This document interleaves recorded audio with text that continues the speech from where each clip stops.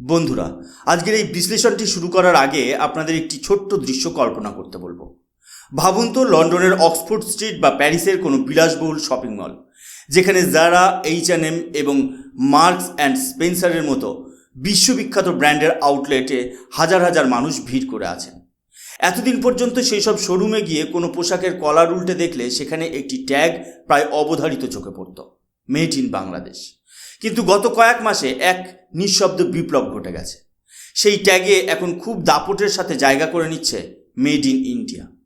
এটা কি কেবল ব্যবসার হাত বদল, নাকি এর পেছনে লুকিয়ে আছে এক বিশাল জিওপলিটিক্যাল শিফট, যা দক্ষিণ এশিয়ায় ভারতের আধিপত্যকে এক নতুন উচ্চতায় নিয়ে যাচ্ছে?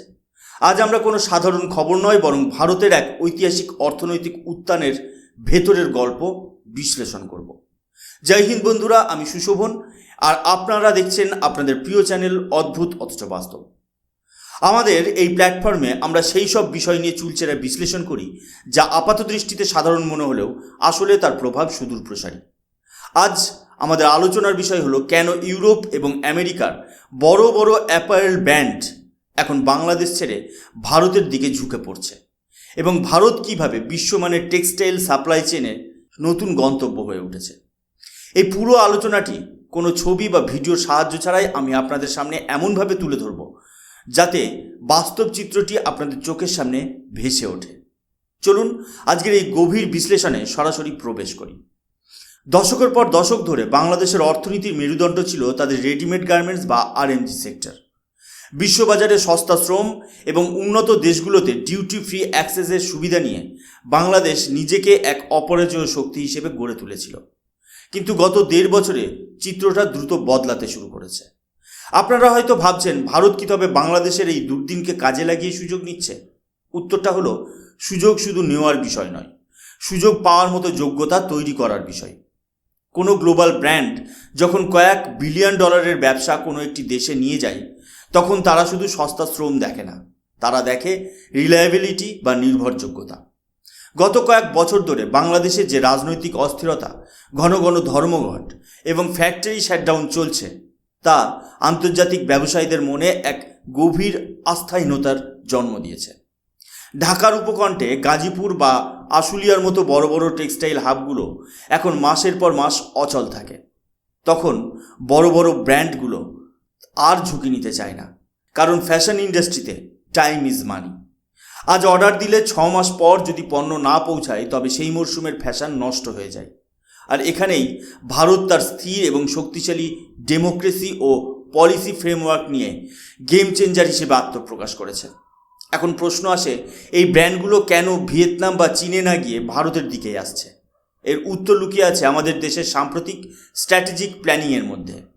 ভারত সরকার গত কয়েক বছরে এই সেক্টরে এমন কিছু বৈপ্লবিক পদক্ষেপ নিয়েছে যা আগে কখনো ভাবা যায়নি। এখানে আমি বিশেষভাবে উল্লেখ করব PM মিত্রা পার্কসের কথা। এটি কোনো সাধারণ ইন্ডাস্ট্রিয়াল এলাকা নয়, এটা হলো একটি ইন্টিগ্রেটেড ইকোসিস্টেম। এর সহজ মানে হলো তুলা চাষ থেকে শুরু করে সুতো তৈরি, কাপড় বোনা, রং করা এবং শেষ পর্যন্ত পোশাক তৈরি করে বিদেশে রপ্তানি করা। এই পুরো প্রক্রিয়াটি একই ছাতার তলায় সম্পন্ন হবে। এর ফলে লজিস্টিক কস্ট বা পণ্য পরিবহনের খরচ অবিশ্বাস্যভাবে কমে যাচ্ছে। যে কাজ আগে বাংলাদেশের ক্ষুদ্র ক্ষুদ্র কারখানায় ছড়িয়ে ছিটিয়ে হতো, ভারত এখন তা ম্যাসিভ স্কেলে এক ছাদের নিচে নিয়ে এসেছে। এতে শুধু সময় বাঁচছে না, পণ্যের মানও আন্তর্জাতিক স্তরে পৌঁছে যাচ্ছে। ভারতের এই উত্থানের পেছনে দ্বিতীয় শক্তিশালী স্তম্ভটি হলো PLI স্কিম বা প্রোডাকশন লিঙ্কড ইনসেন্টিভ। ভারত সরকার স্পষ্ট করে দিয়েছে, আপনারা ভারতে উৎপাদন করুন, রপ্তানি বৃদ্ধি করুন, আর সরকার আপনাদের আর্থিকভাবে পুরস্কৃত করবে।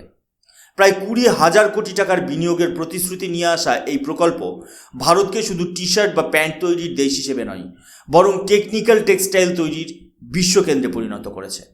বন্ধুরা, টেকনিক্যাল টেক্সটাইল বিষয়টি একটু বুঝিয়ে বলা দরকার। আমরা যখন টেক্সটাইল বা পোশাকের কথা বলি, তখন আমাদের মাথায় শুধু সাধারণ জামা কাপড়ের কথা আসে। কিন্তু ভেবে দেখুন তো, মহাকাশচারীদের পোশাক, অগ্নি নির্বাপক কর্মীদের আগুনের তাপ সহনশীল পোশাক, হাসপাতালের সার্জিক্যাল মাস্ক বা সেনাবাহিনীর বুলেট প্রুফ জ্যাকেট, এগুলোও তো কাপড়। বাংলাদেশ এতদিন শুধু সাধারণ কাপড় তৈরির দিকে মনোনিবেশ করেছিল, কিন্তু ভারত এখন হাই ভ্যালু হাইটেক টেক্সটাইলের দিকে এগোচ্ছে। এটা ঠিক যেন সাধারণ ডাল ভাত বিক্রির দোকান থেকে 5 স্টার মাল্টি কুইজিন রেস্টুরেন্টে উন্নীত হওয়ার মতো। ভারতের ভৌগোলিক বৈচিত্র্যও এখানে এক বিরাট সুবিধা দিচ্ছে। দক্ষিণ ভারতের তামিলনাড়ুর তিরুপুরকে আজ বলা হচ্ছে গ্লোবাল নাইট ওয়্যার ক্যাপিটাল। অন্যদিকে গুজরাটের সুরাট এখন সিনথেটিক টেক্সটাইল বা কৃত্রিম তন্তুর পাওয়ার হাউস। পাঞ্জাবের লুধিয়ানা শীতকালীন পোশাকের জন্য বিখ্যাত। আর উত্তরপ্রদেশের নয়ডা বা রাজস্থানের জয়পুর এখন বড় বড় গ্লোবাল ব্র্যান্ডের প্রধান ম্যানুফ্যাকচারিং ক্লাস্টার হিসেবে উঠে আসছে। এই যে আঞ্চলিক শক্তিগুলোর সমন্বয়, এটি ভারতকে একটি কমপ্লিট প্যাকেজ হিসেবে বিশ্বের সামনে তুলে ধরছে। ইউকে বা ইউরোপীয় ইউনিয়নের বিজনেস এক্সিকিউটিভরা যখন এই ক্লাস্টারগুলো ঘুরে দেখছে, তারা বুঝতে পারছে যে ভারত কোনো সাময়িক বিকল্প নয়, বরং ভারতই হলো বর্তমান এবং ভবিষ্যতের সবথেকে নিরাপদ গন্তব্য। এবার আসি সবথেকে গুরুত্বপূর্ণ পয়েন্টে, যা হলো এফটিএ বা ফ্রি ট্রেড এগ্রিমেন্ট। আন্তর্জাতিক বাণিজ্যে দাপট বজায় রাখতে গেলে ট্যাক্স বা শুল্কের বাধা দূর করা খুব জরুরি।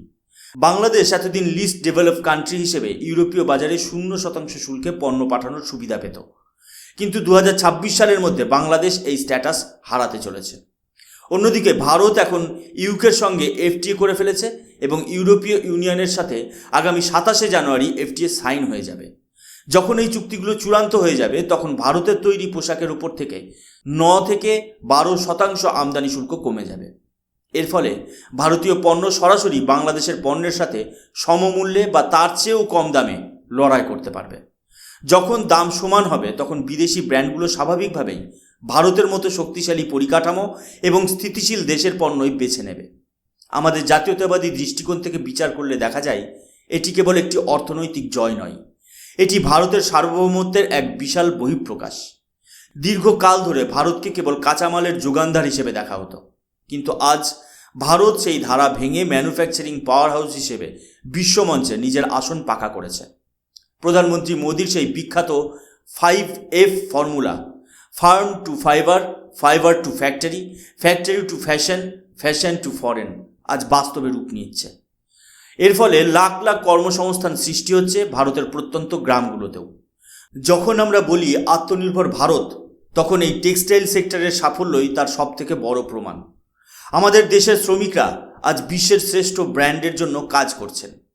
আমাদের প্রযুক্তি এখন বিশ্বমানের পোশাক তৈরি করছে। এটিই হলো প্রকৃত জাতীয়তাবাদ, যেখানে স্লোগান নয় বরং কর্মদক্ষতা দিয়ে বিশ্বকে জয় করা হচ্ছে। আপনারা শুনলে অবাক হবেন যে গত 1 বছরে ফিনল্যান্ড, জাপান, দক্ষিণ কোরিয়া এবং সিঙ্গাপুরের মতো দেশগুলো কেবল ভারতের কাছ থেকে পণ্য কিনছে না, তারা এখানে জয়েন্ট ভেঞ্চারে বড় বড় কারখানা স্থাপন করছে। এর মানে হলো তারা ভারতের উপর দীর্ঘমেয়াদী বাজি ধরছে।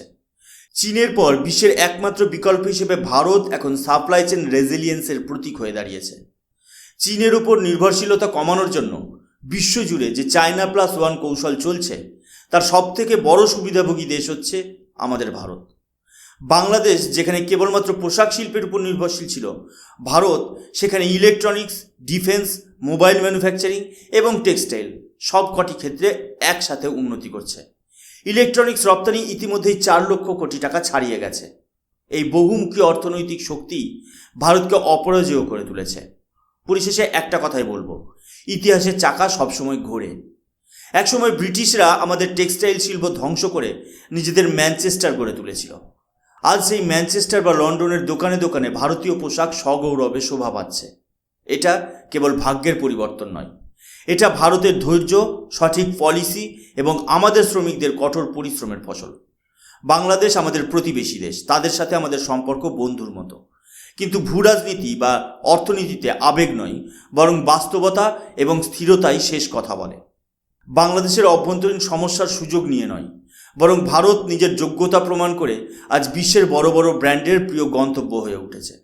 আগামী 1 দশকে যখন আপনারা বিদেশের মাটিতে কোনো বিলাসবহুল শপিং মলে মেড ইন ইন্ডিয়া লেখা ট্যাগ দেখবেন, তখন গর্বিতভাবে মাথা উঁচু করে বলবেন যে ভারত তার হারানো গৌরব ফিরে পেয়েছে। বন্ধুরা, আজকের এই বিশ্লেষণ আপনাদের কেমন লাগলো? আপনারা কি মনে করেন ভারত কি সত্যি 2030 সালের মধ্যে বিশ্বের পোশাক রপ্তানি বাজারের $250 বিলিয়ন লক্ষ্যমাত্রা অর্জন করতে পারবে? আপনাদের মূল্যবান মতামত অবশ্যই কমেন্ট সেকশনে জানান। আমরা প্রত্যেকটি কমেন্ট গুরুত্ব দিয়ে পড়ি। যদি এই আলোচনাটি আপনাদের তথ্য সমৃদ্ধ মনে হয় তবে ভিডিওটি শেয়ার করুন, যাতে সাধারণ মানুষও ভারতের এই অর্থনৈতিক লড়াইয়ের গল্প জানতে পারে। সাবস্ক্রাইব করে আমাদের পাশে থাকুন, কারণ অদ্ভুত অথচ বাস্তব আপনাদের জন্য প্রতিনিয়ত নিয়ে আসবে এমনই সব গভীর বিশ্লেষণ। আমি সুশোভন আজকের মতো বিদায় নিচ্ছি। দেখা হবে পরবর্তী ভিডিওতে। ভালো থাকবেন, সুস্থ থাকবেন এবং অবশ্যই দেশের সাথে থাকবেন। জয় হিন্দ, বন্দে মাতরম, ভারত মাতা কি জয়।